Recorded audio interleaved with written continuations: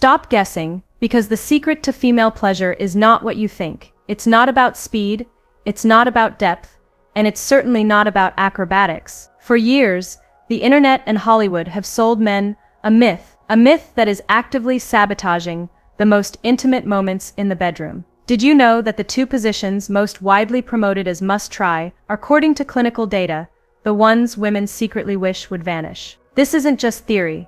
It's the difference between a good night and a genuinely unforgettable one. A difference rooted in simple, often overlooked, human anatomy. Every man thinks he knows which positions women love, but most are completely wrong. This isn't just guesswork. It's a pattern we see repeated in large surveys and clinical observations, where the gap between expectation and reality is often vast. In fact, two of the most popular moves you see depicted online, the ones that seem to promise the most acrobatic intensity, are the very ones women secretly, and quite often, profoundly dislike. They endure them perhaps, but they rarely find their deepest pleasure there. I'm Dr. Emma Blake, a urology and men's health expert, and for 2 decades, I've worked with couples to bridge this gap between what feels good for one partner and what works best for both. Today we're going to step away from the cinematic scripts and into the practical, beautiful reality of female physiology. We're going to unpack the top 5 positions women tend to prefer globally, drawn not from fiction, but from rigorous studies and thousands of candid clinical consultations. And then, yes, we'll talk honestly about a couple they commonly dislike, viewing everything through a clinician's lens. Our goal today is clarity and practicality. We'll keep this conversation classy and respectful, but we will be relentlessly practical. And I'll explain the underlying physiology so you can adapt your technique in the moment without guesswork. By the end of this journey, you won't just know what to try, but fundamentally, why it works, and critically, you'll learn how to adjust angles, pacing, and touch, so that the entire experience fits her unique body, her unique pleasure profile, not a generic script written for a movie scene. This is about moving from performance to genuine, deeply felt connection. Before we dive into the specific positions, one simple, elegant truth, a cornerstone of female anatomy, will help everything click into place. It is the single most important piece of information a partner can possess. For many, many women, in fact for the vast majority, pleasure that leads to a full climax depends on 2 primary, non-negotiable pillars. First, comfortable, consistent blood flow to the external tissue. And second, reliable, simultaneous external stimulation at the same time as internal movement. This is where the misunderstanding often begins. Large, peer-reviewed studies, including major research from institutions like Indiana University, consistently show that only a small minority of women, somewhere between 15 and 30%, are able to reach climax from internal movement alone. Think of internal movement as the beautiful, essential framework of intimacy. It's necessary for deep connection and a profound feeling of being full and close. But for the circuit to truly complete and fire, most women either need or strongly prefer additional, focused external touch. A huge number of those surveyed report that simultaneous internal and external stimulation makes the entire process easier, far more reliable, and ultimately, much more intense. The reason for this lies in the distribution of nerve endings. The external portion of the anatomy is densely packed with sensitive receptors, designed to respond to friction and focused pressure. Internal contact, while deep and emotionally satisfying, primarily contacts different structures, often leading to a feeling of fullness, but lacking the specific, pinpointed friction necessary to build the required level of ecstatic sensation. It's the difference between a wave washing over you and a finely tuned instrument hitting a specific, resonant frequency. Therefore, the gold standard, the elegant rule of thumb, is to choose and adjust positions that allow easy, uninterrupted contact at the front of the pelvis, while maintaining a comfortable, adaptable angle inside. These are the positions that consistently end up being the winners for most couples seeking mutual, reliable pleasure. To maintain that focus and respect, I'll use neutral, clinical names for the positions, and avoid any language that is overly sensational or explicit. We are focusing on physiology and technique. For each position, I'll give you a simple clinician tip. This will cover how to adjust the angle with simple tools, like a pillow, exactly where a partner's hands can be placed to add external touch without breaking the moment, and quiet, low-effort ways to switch or modify the position if something isn't working. Because in the moment, comfort, and communication matter more than any textbook diagram. Now, let's count down the 5 positions women most often appreciate, drawn from robust surveys and decades of practical clinical experience. We start with a position often overlooked, dismissed as too tame, but which consistently punches above its weight.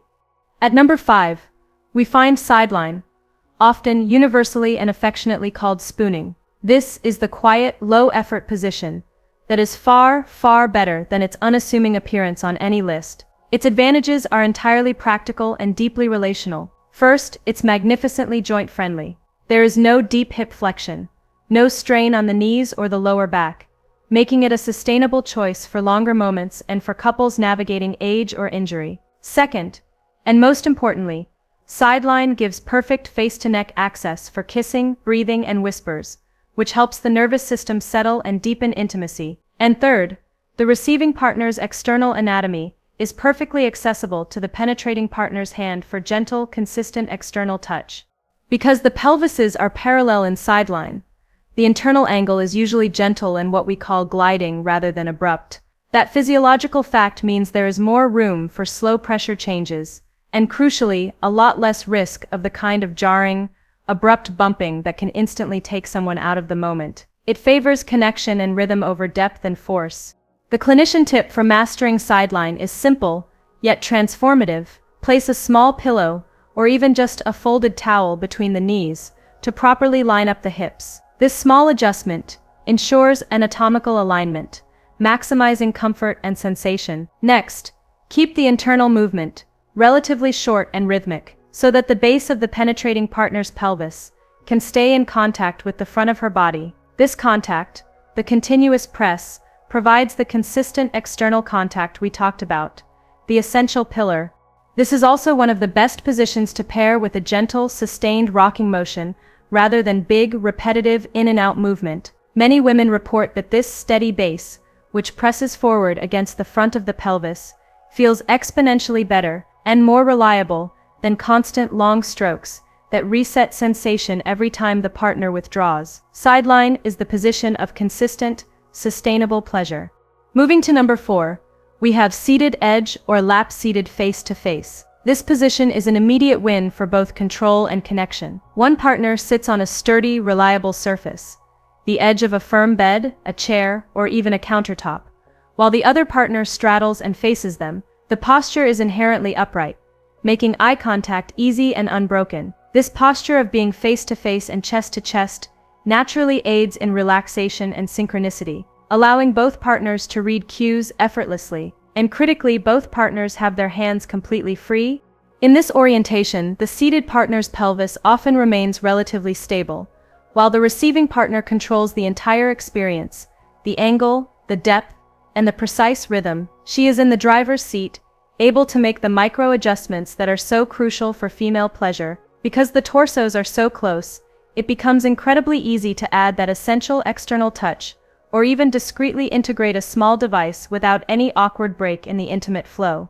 Physiologically, this position also heavily favors a slower, sustained rocking or circular motion that deliberately keeps pressure localized at the front of the pelvis, rather than constant, full withdrawal. This is a recurring theme. Many women prefer that steady, continuous pressure, because it maintains sensation exactly where they feel it most intensely. It's about sensation building upon sensation, not starting over with every movement. The clinician tip here is to shift the mindset from pull and push to roll and press. The goal is to keep the base of the penetrating partner's pelvis in full, continuous contact. This ensures that pressure at the front remains continuous, a simple act that transforms the entire experience from sporadic to sensational. The freedom of the hands also means you can easily integrate a gentle, focused massage of the shoulders or back, further relaxing the nervous system and deepening the connection while maintaining that vital pressure below. At number 3, we find the face-to-face lying position, with the penetrating partner above. This is what most people would refer to as a classic, gentle missionary position. It's often criticized by the acrobatic crowd as too basic or boring, but when executed with attention and care, it is absolutely anything but. It is a true powerhouse of relational connection. It is the easiest position for deep, sustained kissing, synchronized breathing, and the all-important reading of facial cues, all of which help the nervous system settle, and a relaxed body, an undeniable truth, feels far, far more. When she is settled, she is receptive. Beyond the emotional benefits, this position allows for very precise, structural control of the angle. The biggest mistake couples make is lying flat, which often reduces external contact. The secret is anatomical realignment. A small pillow, or even a firm wedge, placed discreetly under the receiving partner's hips, tilts the pelvis forward. This simple, subtle tilt achieves two things. First, it changes the internal surface being contacted, and second, it perfectly lines up the internal surface with the external anatomy, so the partner above can keep their pelvis slightly pressed forward, rather than moving away constantly. That steady forward pressure is the key ingredient, because it makes it infinitely easier to pair the internal movement with simultaneous, reliable external contact at the front. This combination, a gentle, tailored angle, plus simultaneous front of pelvis stimulation, is one of the most reliable and consistent routes to intense pleasure for a vast number of women. It's the meeting of relational closeness with physiological precision. The clinician tip for perfecting this position is twofold. First, shorten the range of motion. Don't feel compelled to use the entire stroke. Second, add a subtle, sustained forward press at the bottom of each movement. This small adjustment ensures that the sensation never drops out, preventing the common complaint of feeling sensation reset every time the partner moves away. If you want to safely add intensity without adding depth, simply angle the pelvis more aggressively with a thicker, firmer folded towel or pillow. Rather than increasing the force or the speed, the angle does the work, not the power. Our runner-up, at number 2, is Woman on Top. Face to face. The headline here is simple. Control, she is in command, and this psychological safety and physical autonomy are immensely powerful. She sets the angle, the depth, the rhythm, and the speed. And crucially, she can change any of those variables midstream without losing connection or having to verbally direct her partner. That power of adjustment is absolutely crucial. Women routinely describe the necessity of consciously adjusting their hips, whether through slight rotations, tilting, or rocking, to find the best internal contact point and the best way to maintain that vital sensation at the front of the pelvis. In large samples, most women report consciously changing their angle and adding rocking or circular motion during penetration to make it feel better. This position makes those micro adjustments effortless, immediate, and intuitive. Beyond control, it also keeps her hands completely free for personal external touch if desired. And the slight forward lean allowed by the posture means the base of her partner's pelvis stays in consistent contact with the front of her body. Again, we return to the principle of continuous, steady pressure. This contact is her base of operations. The clinician tip for the partner below is one of restraint and support. Think circles and rocking rather than big up and down strokes. The most satisfying movement from the partner below in this position is a steady, gentle rhythm that maintains connection and provides a stable foundation for her movements. If her knees begin to get tired, a very common issue, invite a switch to a supported squat by having her use her hands on your chest or thighs for leverage, or suggest bringing one knee forward onto the mattress. These modifications change the muscular demand, preventing fatigue, without changing the incredible sensation pattern she has established. This position is a perfect example of how empowering her control directly translates to heightened pleasure for both partners. And finally, at number 1, we have rear entry. Specifically, rear entry on hands and knees, or with the chest fully supported. But with a crucial twist, this position, interestingly, has deeply mixed reviews in surveys, done thoughtlessly. It is often described as feeling too deep, too fast, and too impersonal, prioritizing depth over reliable sensation. But when you intentionally adapt the angle, and most importantly, add intentional front of pelvis stimulation, it transforms. It becomes a favorite for a significant number of couples. The key, once again, is anatomical alignment. If the receiving partner simply narrows the knees slightly and then consciously tilts their hips a little forward, the internal surface being contacted instantly changes. The focus moves away from the deep, sometimes jarring, contact points and towards the front, shallower surfaces. This small tilt is a profound modification. And then, the second, essential part of the twist. Adding a hand at the front, either her own, her partner's, or a discreet device, immediately restores the essential external sensation that so many women need to fully enjoy the depth and intensity this position offers. Like with the others, slower, rolling movement, rather than hard, fast pistoning, also makes a world of difference, integrating the sensation rather than simply driving for depth. In broader polling, when all variations are included, rear entry often ranks very high overall, but the couples who report loving it most invariably describe exactly these adjustments: the fine-tuning of the angle, the conscious control of speed, and the non-negotiable pairing with consistent front of pelvis contact. Without these three modifications, it remains a risky proposition for mutual satisfaction. With them, it becomes a world of powerful, deep connection. The clinician tip for rear entry is think glide, not jab. The movement should be powerful, yes, but it must be smooth and sustained. Place a pillow under the hips, near the tailbone, to precisely fine-tune the angle, and then, the most important directive, keep a steady, reliable hand at the front, to maintain sensation where she feels it most intensely. This combination ensures the depth is rewarding, not just jarring.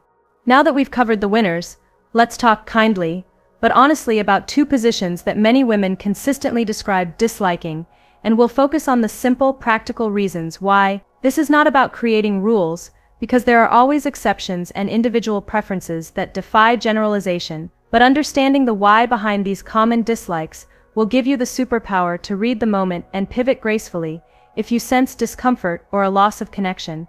The first common dislike is the fully standing shower scene you see so dramatically depicted in films and media. It looks dramatic, it looks spontaneous, but the real-life physics of this position are simply terrible. Slippery footing immediately reduces control and causes muscle tension. Water, while seemingly clean, instantly removes natural lubrication, leading to friction and discomfort. And structurally, the angle is rarely, if ever, ideal for internal comfort, often leading to deep, uncomfortable bumping. Most importantly, it's almost physically impossible to maintain the kind of consistent external contact we know is essential. The body is fighting gravity and physics, which makes relaxation impossible. If you love the intimacy and the setting, the solution is not to abandon the idea, but to modify the physics. Move out of the direct water spray and use a stable, non-slip surface, like the edge of a bench or a sturdy chair for support, or switch to a seated version that restores both a comfortable angle and balance. The moment is still intimate, still cinematic, but now it is actually physically comfortable and sustainable. Comfort is the prerequisite for pleasure. The second position many women commonly dislike is the hyper-acrobatic knees by the ears variation. This variation, often marketed as the position of ultimate depth, demands extreme flexibility and often places the body in an unnecessarily exposing or vulnerable posture. For many women, that extreme stretch can feel painful or strained in the hips, the inner thighs, and the lower back. Physiologically, the angle inside becomes too direct, too fast, and too jarring, pushing past comfort and reliable sensation. If you want the openness and the depth that this position attempts to deliver, but without the strain, the answer lies in simple support. Tuck a pillow or a rolled-up towel under her tailbone to gently reduce the required hip flexion. Keep the internal movement shorter and more deliberately rhythmic, and, as always, add a steady, continuous hand at the front. You maintain the look, the openness, and the closeness, but you are intentionally directing sensation back to where it feels best, and eliminating the pain points. This modification is the difference between an uncomfortable stretch and a deeply felt, pleasurable release.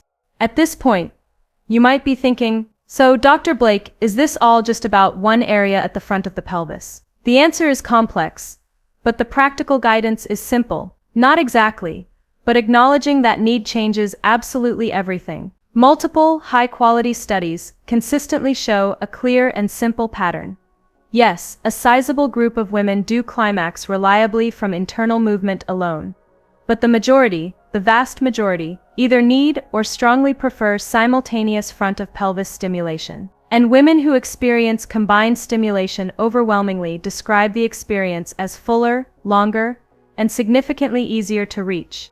This physiological reality gives you an elegant, simple rule of thumb that transcends any single position. Choose and adjust positions that make continuous front of pelvis contact simple and reliable. Then, and only then, think about secondary variables like depth, speed, and angle. If you do it in the reverse order, chasing deep penetration and speed while the critical external sensation drops out, you are, physiologically speaking, building the moment on sand. The entire structure of pleasure will eventually crumble. Let's close with a few final, practical ways to keep sensations steady and reliable, no matter which of the 5 preferred positions you choose to explore tonight.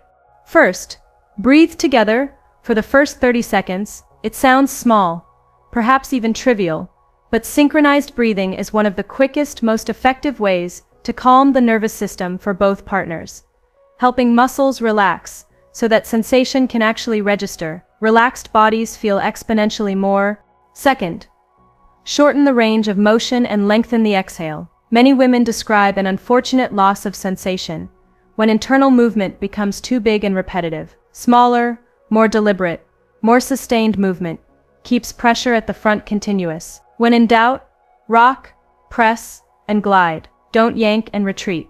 Large population data even has names for these micro-adjustments. They call them angling and rocking, and most women report using them to make penetration feel better.